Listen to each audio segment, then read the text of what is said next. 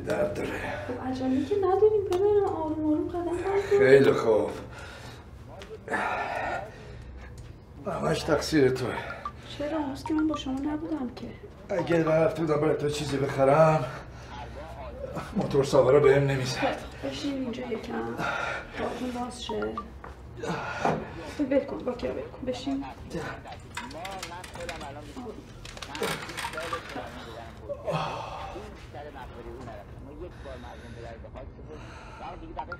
دکترت گفته همینجوری تمرین کنی تا یه ماه دیگه خوب میشه. اصلا نیازی به من ندارین، خودتون تنها میتونین راه برین.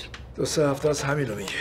شما به حرفش گوش کن، این واکر رو کنار نذار، 10 روز دیگه خوب میشه. این حرفا نیست.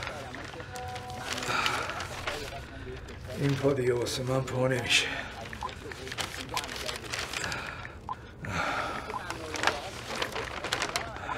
اکثر مردم انگلیس موافق خروج کشورشون از اتحادیه اروپا هستن. دلشون خوشه، خوشی زده زیر دلشون. تو خبر پزشکی بخون پدر من که به کارت بیاد. چی اینا میخونی؟ برای تو چه فرقی میکنه؟ تو که همش سرت گوشیته، من دارم باهات حرف میزنم حواست به گوشیته. بطمن جانم جان مثل دارم با تو حرف میزنم. جان ببخشید بفرم من داخل.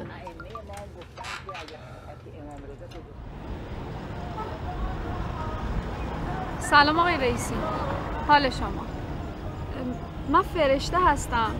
باغ آرزو یادتون هست؟ بله دوست نگی. نه خواهش میکنم، بله حق داری. میدونم ولی من یه ماهه بهتون برمیگردونم.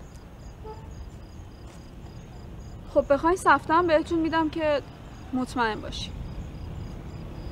نه آقای قادری اون که خیلی وقت کنسله.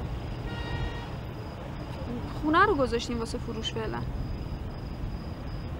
من که از خدام کی از شما بهتر.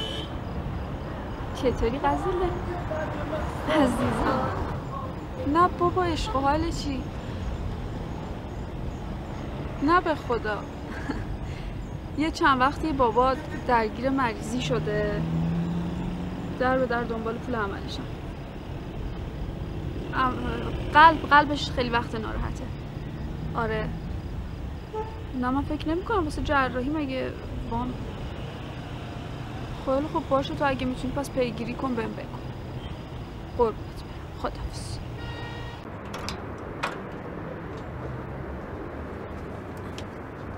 بیا بابا جون. دارم میام.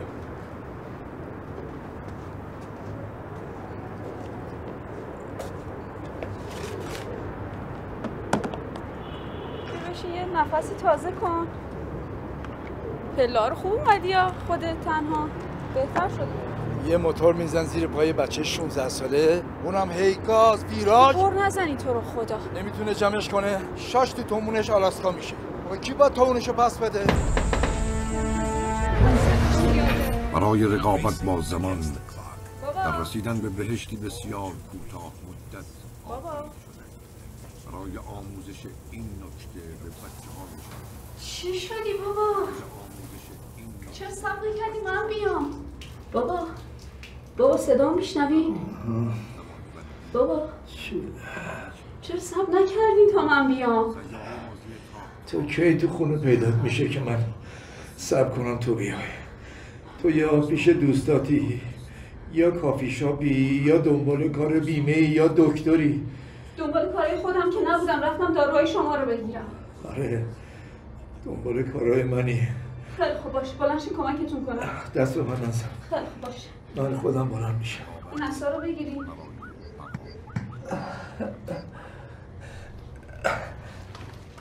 آروم من دارم فقط آروم بلند شین. مراقب مراقب باشین. آروم بیایی تا من برم براتون حاله بیارم. برو. امروز این عباس فهیم زنگ زده بود از خونه سالمندان. تازه 4 تا نره خرم داره. من میگم بچه آدم پدر مادرشو بکشه ولی خونه سالمندان نذاره. انقدری که این نگران بچه هاش بود هیچ کی نبود. تفلک یه بغضی تو گلوش بود که نگو. خب شاید بچه‌هاش ایران نیستن. شما از کجا میدونی؟ نه خیر، دوتاشون هستن. گیرم که نباشن، باید نگهش دارن. خب وقتی نباشن چطوری نگهش دارن؟ حالا تو شدی وکیل متوفی بچه‌هاش؟ حرف من چیز دیگه بچه جان. برو اون قصهای منو برده بیار. وایساده ببین من چی میگم، فوری جواب بده. بفهم.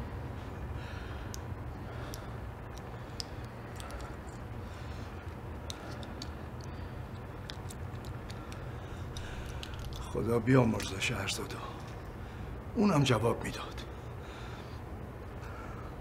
من بیچاره اگه اهل جواب دادن بود که جواب اون خانومو میداد، دق نمیکرد.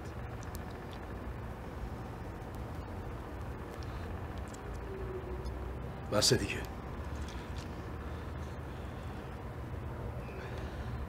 هیچ به اینا آبادون دادی؟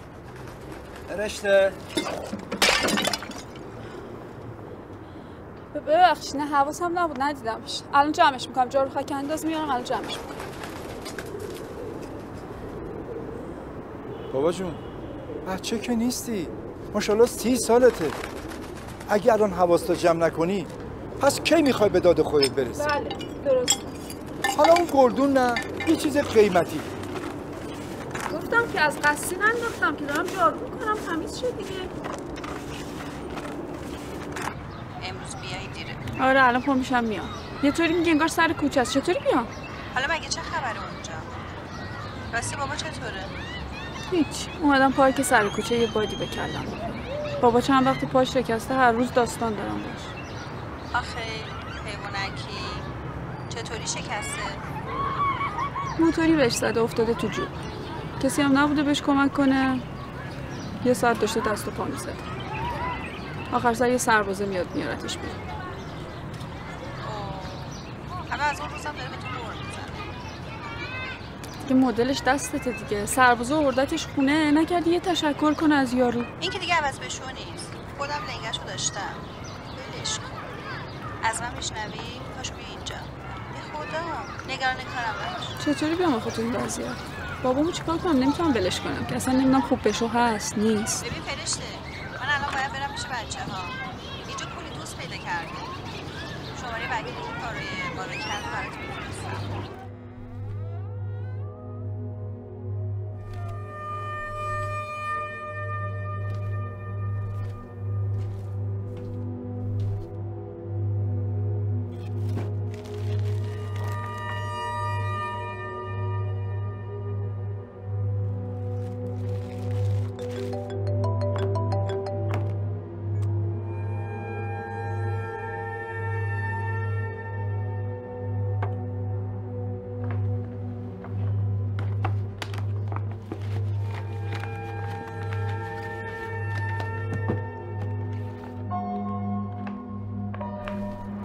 کوچیکه بودم من بچه بودم بلد نبودم بند کفشم ببندم.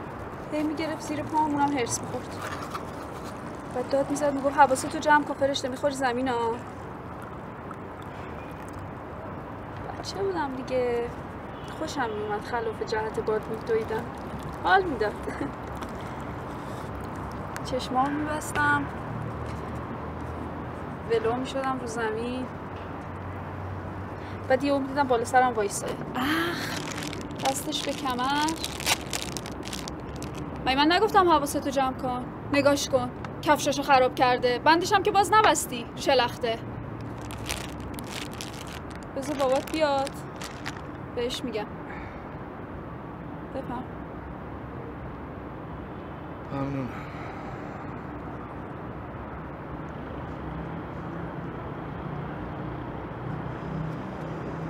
تو ما رو به بهونه بازی و هواخوری آوردی بالا.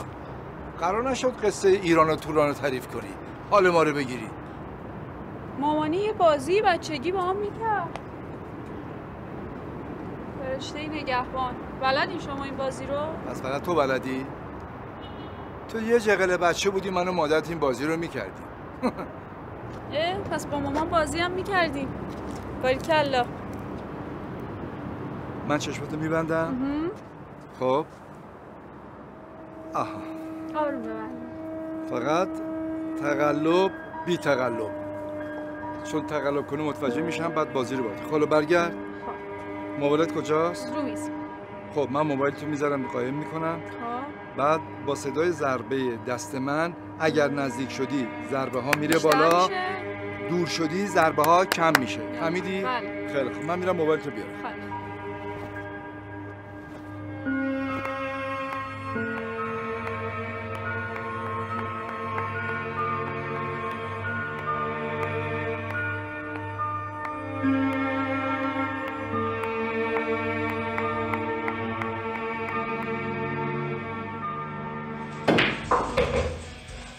خانم یاوری، کارهای مهاجرتتون دستخوش تغییر شده.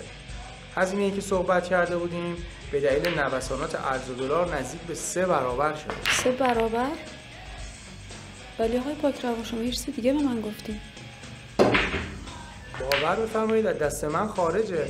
هزینه‌هاتون همه به دلاره. اصلا بحث دستمزد من نیست. خب الان میگی من باید چیکار کنم؟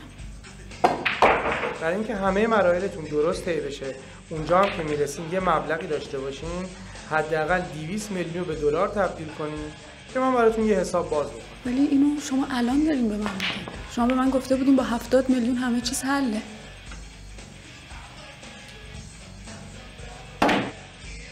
ببینید من که عرض کردم اگه مطالعه می‌کردید توی قراردادتون ذکر شده که هزینه‌ها طبق دلار روز محاسبه میشه. الان هم که قیمت‌ها لحظه‌ای جابجا میشه. پاکروان یکیه. همکارم تازه اومده. گفت 60 میلیون اینطور اول میدیم، بقیه‌اش هم 2 سال قسطی. 2 ماه بهمون ماشین میدن. ماشینو سواریم، خورد پولشو میدیم دیگه. گفتم چقدر خوبه ما هم یکی بگیریم. حالا تو این موقعیت ماشین ثبت نام کردنمون چیه؟ سنار بده آش، به همین خیال باش. اسم که بنویسی ها عین سگ پاسوخته هی باید بودی دنبالش. ای بابا شما هم به همه چی شک داریم. میگم همکارم گرفته راضیه. تو ساده ای، دلگنده ای، اصلا خری. ای خدا یه عقلی به این بچه بده، یه پولی هم به من. آخه کو پول؟ نزنین رو پاتون پدر من. شما که پول دارین تو حسابتون. حساب؟ کدوم حساب؟ خونه قاضی گردو زیاده، ولی یه حساب کتاب داره. آره دیگه 257 میلیون. خودم دیدم فیش بانکیتون رو میز. باریکلا، سر میز منم که میری. داشتم تمیز میکردم نگام افتاد. حالا اگه داداش فرهاد بود بهش میدادیم. داشتی تمیز میکردی. لابد از خورده پولاش هم خبر داری. 257 میلیون و 80,000 تومن و 3 شایی و 5 سال با یه دوغ اضافه. نخیر، اگه فرهادم بود همین بود. آخه پولمون کجا بود؟ اصلا ببینم خرج خونه کی میده؟ تو میدی؟ خودش ماشین یه سرمایه است. بعد میتونیم باش درآمدزایی هم بکنیم. اینم بگیری نفله کنی یه سیفون روش مثل سریای قبل. بابا جان یه چندرغاز پول تو بانکه، اونم هی چپ میری راست میری میخوای یه انگولکی بهش بکنی. من کی پولای شما رو نفله کردم اینطوری میگی؟ حالا خوبه داداش فرهاد داشت میرفت اون همه پول ازتون گرفت. مغازه رو فروختین که چی؟ داره میره کشور غریب دستش خالی نباشه. ولی اونجایی که رفته زن گرفته کشتیگیر رو تشک نمیره. به اون بیچاره چی کار داری؟ بیچاره توی غربته. آره غربت. خوب عکساشونو خودتون دیدی. اون تو غربت، من اینجا وسط بهشت. اون از بیرون که هیچی به هیچی، هر روز یه داستان جدید. اینم از خونه، هر روز با عصا و با کر، از این ور خونه برو اون ور خونه. نه تفریحی نه کوفتی. پدر من شما تو خونه 4 کلمه با من حرف نمیزنی، این که دیگه پولی نیست. حالا هم که یه ماشین شده حسرت. من 30 سالمه. شاگرد اول دانشگاه بودم. هی به شما گفتم پیش اون دوستتون کی بود؟ شرکت بازرگانی داشت. آقای رستمی. حالا هرچی. یه شغل جور کنی، دست منو بگیرین، کردین نکردین که. اینم از ماشین نخواستم پدر من اصلا تو برای من کاری بکنی، دست درد نکنه.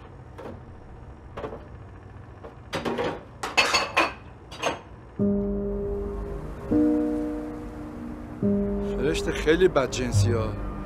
من دلم نمیاد اینقدر صفر مندم چشمتون. صفر نبستم بابا. چیکار میکنی؟ هیچی، دارم امتحان میکنم ببینم میبینید یا نه.